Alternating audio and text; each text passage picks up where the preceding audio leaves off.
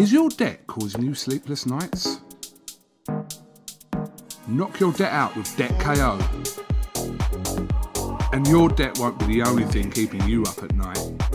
Debt KO, free impartial advice on all your debt.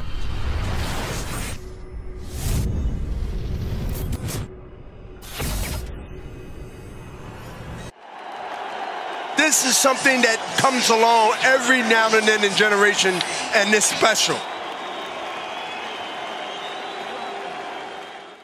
Razvan IFL TV in association with MTK Global. With me on Zoom today, my man, Mr. Richard Riakporhe. Richard, how are we doing?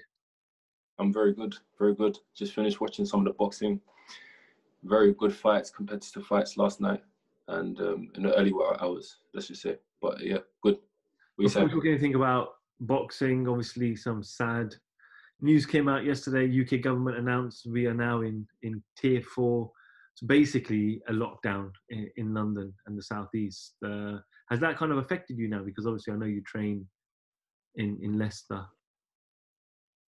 Yeah, listen, the tears are falling on the inside. The tears are falling on the inside, if you get my drift. No, but you know what? It's just, listen, I'm not gonna pretend that it's not affecting me mentally. It's draining. It's draining on the mind.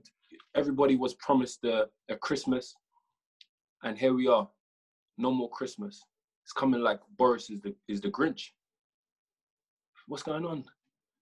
The COVID vaccine got released.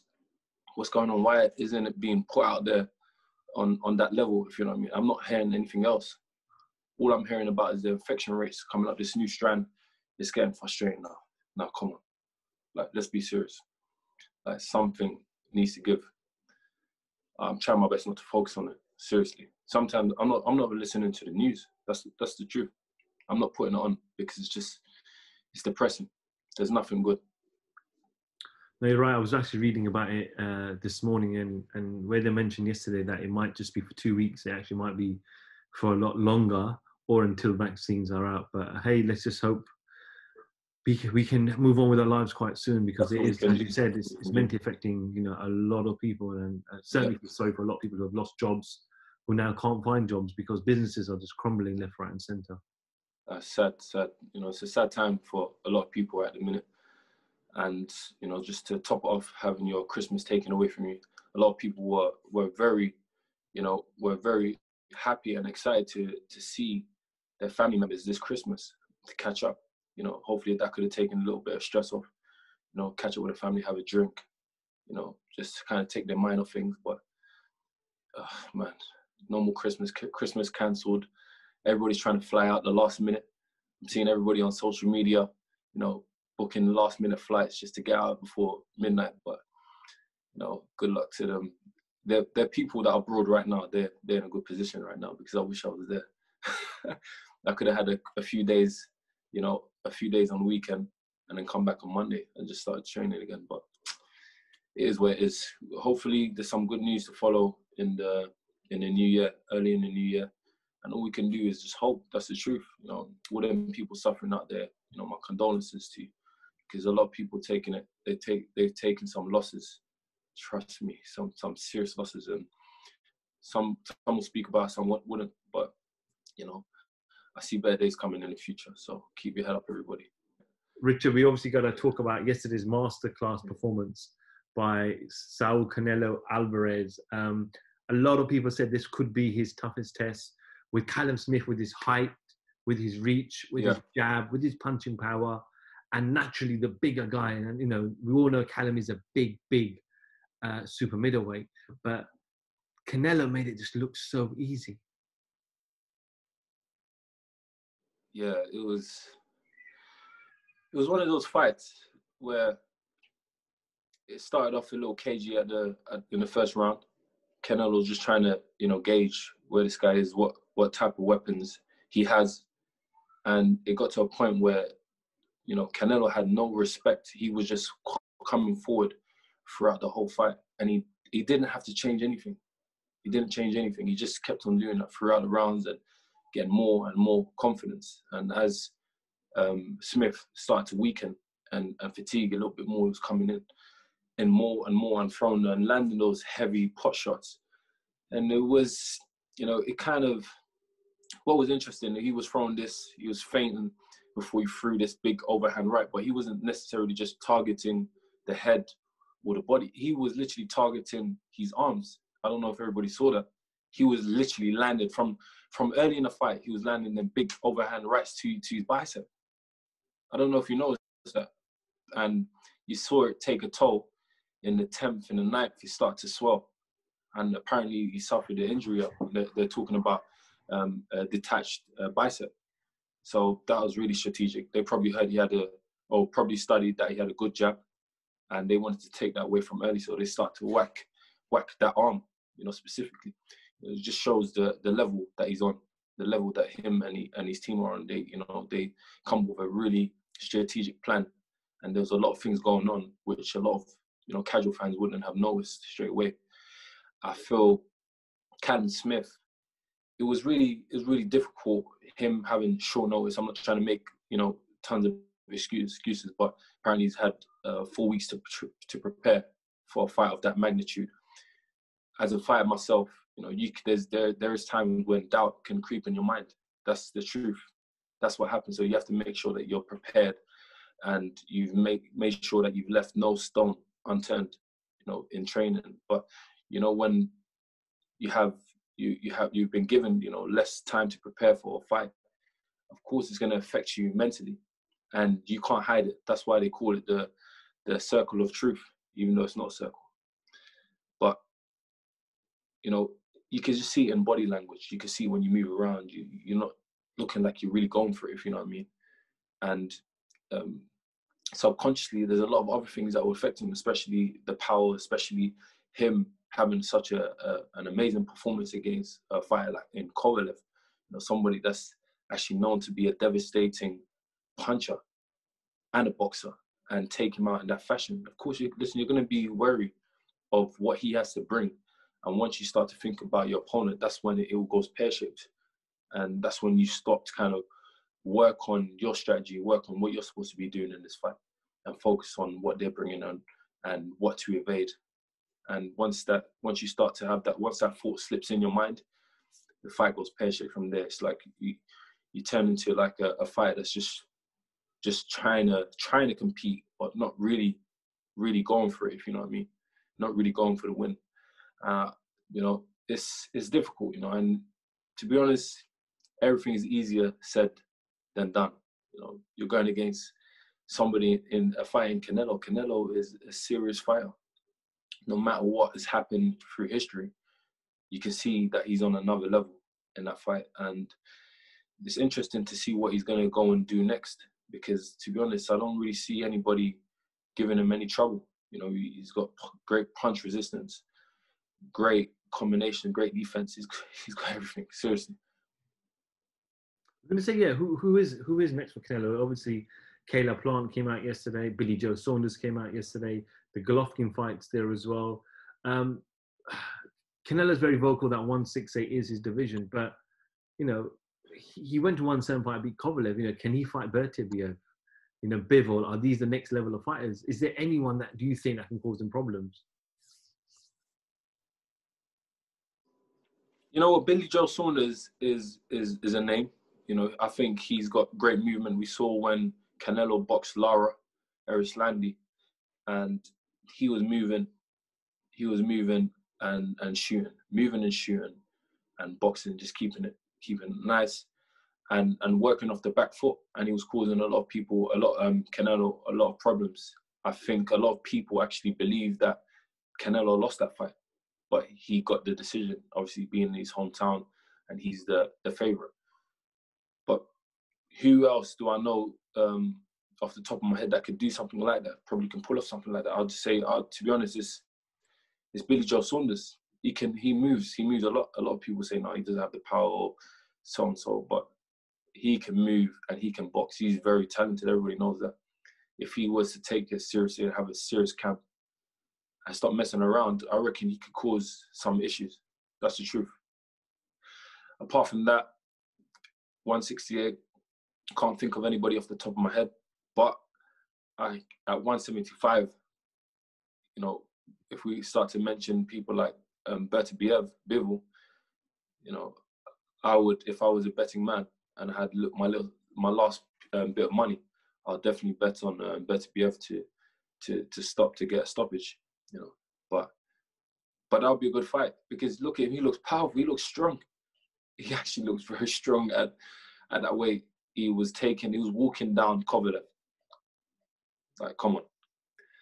So yeah, that would be a very interesting fight. I think it will be very competitive. So Richard, would you say Canelo is without doubt the pound for pound #1 fighter on the planet now? With his resume, with everybody that he's fought, I don't think anyone comes near to him now. I don't know, man. That's subjective. That's subjective, because a lot of people will start to bring out the, you know, allegations in the past, and you know, that's always gonna leave a stain on your resume. You know, if for me, you know, pound for pound best, there can't be no allegations made towards you. So honestly, I don't know the ins and outs, but just because of that, I always kind of thought of fighters like Inoue and Crawford for the pound for pound best fighters. So, but don't get me wrong. Listen, he's up there. He's up there. No, absolutely. So we look forward to the news to see who he fights next. Hopefully it might be another Brit in Billy Joe Saunders. Which is also Friday night, we saw some boxing on Channel 5. Shakan Peters defending his British light heavyweight title against Craig Richards. We know Craig has been dying for this fight for a while. It got postponed the first time for whatever reasons. They then had it rescheduled again for, I believe, end of November, early December, got postponed again. But Craig proved that he carried power in his hands and he went and got the stoppage. What were your thoughts on the fight? That was an amazing fight. That was one of the best British title fights I've seen in a while. Back and forth, back and forth. Craig came in there, landing that solid jab, and he was in his groove. He was confident. You could see the aura on him. You know, you see the body language, which was very positive. At the same time, you saw Shakan just building up little by little, start to get some success, start to become or appear more confident. He started to land his jab. He started to land his right hands partially, even though Craig was kind of slipping and parrying some of the shots, but he started to grow with confidence, and then the knockdown came. And that knockdown, those knockdowns are heavy knockdowns, especially when you get hit partially the back of your head. You know, it takes it out of you, takes it out of your legs. But he, you know, you could just see that he's definitely a champion. He found it in him, stood up, and you know, it was very interesting. He came back into the fight, which I didn't think he would after one of those big shots landed. You know, it's very rare for fighters to just come back and start to regain control. You know, and honestly, I was judging it round by round, and I had it really, really tight up until the knockout. It was like a point.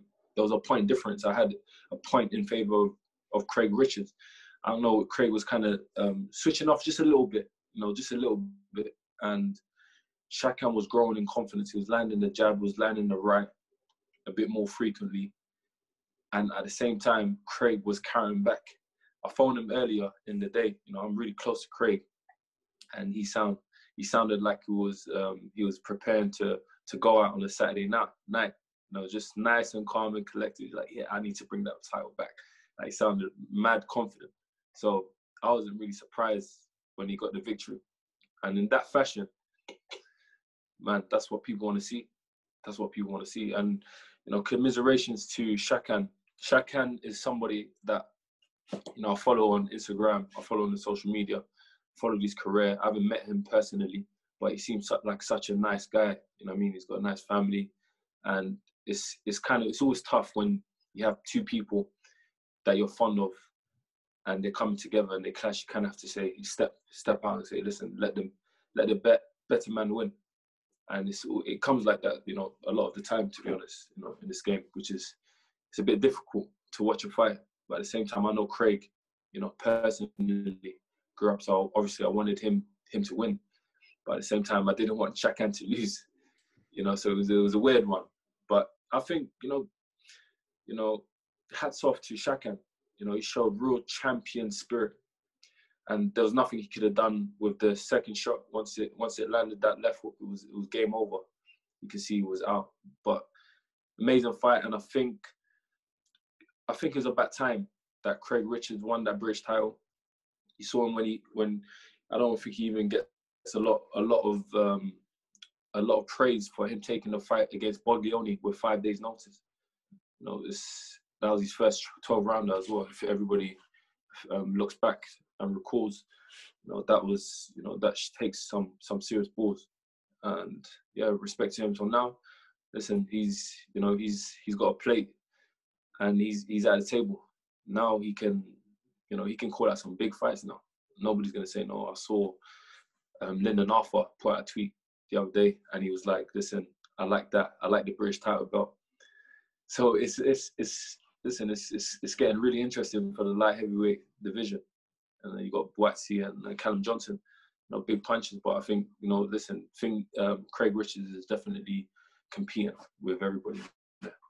No, absolutely, and of course, as you said quite rightfully, there Shakan can come back.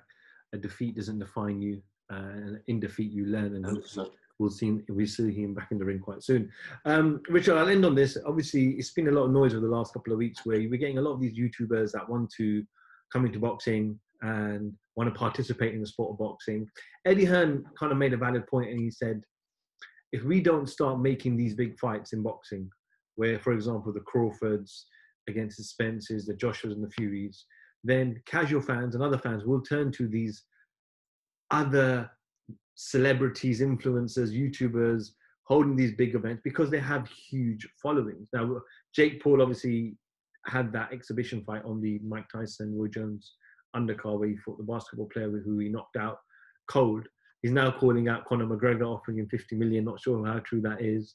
What do you make of the whole situation? It's a joke. No, seriously, it's turned to a joke. I don't understand how these YouTubers can just get boxing licenses with so much ease. Like, it doesn't make sense. There must be more regulations. I don't see it anywhere else. Guys just getting, golfers, whatever you need to get to become a golfer, and just turning into a golfer and competing at the highest level for masters and stuff like that. It doesn't happen, you know what I mean? But these guys are just, I don't know, it's like they bypass everything. They don't have to do the masters to make millions. You know what I mean? They're just jumping in their first, complete novices. They don't know how to fight, and they've turned it into, it's a fun and games, really. It needs to get to, that something needs to happen. They need to change something immediately. If they want, just put Jake Paul or one of these guys, Logan Paul, whatever these Pauls, in the ring with me. 2 of them on one night, or 2 of them in the ring at the same time. I'll knock them out and close this YouTuber professional boxer nonsense once and for all. It's funny because I actually started getting some messages on my socials like, please, could you please knock out, can you please fight Jake Paul and knock him out? He's just making a mockery out of boxing. Please, you know you can. I know you can knock him out. Just do it, please, once and for all. But they don't know the truth is they'll never take fights against fighters like us. Of course not.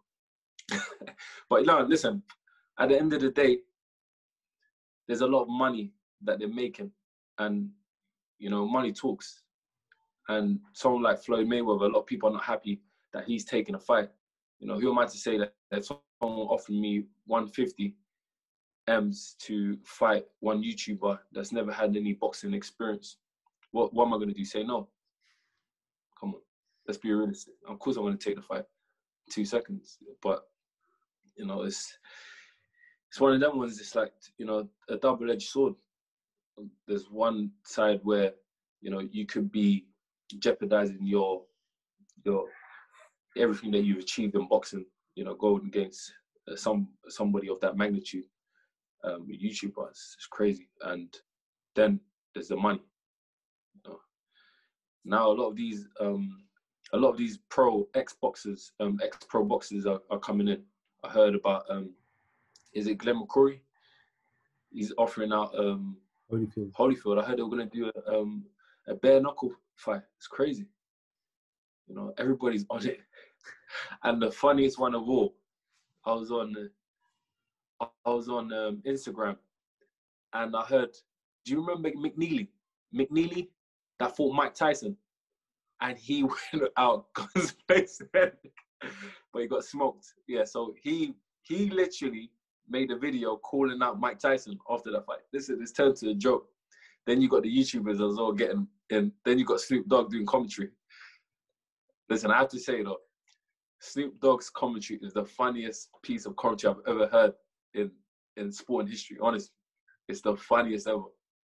Like, that would alone keep me watching these freak shows. But, you know, listen, fair play to them. They're making tons of money, you know. So what can I say, really?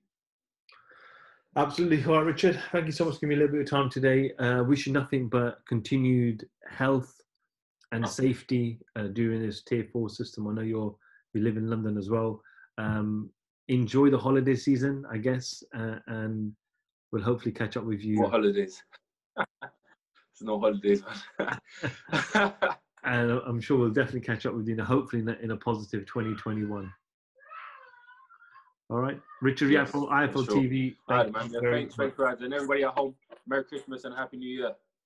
See you soon. Richard Riakporhe, IFL TV. Thank you very much. Comes along every now and then in generation, and it's special.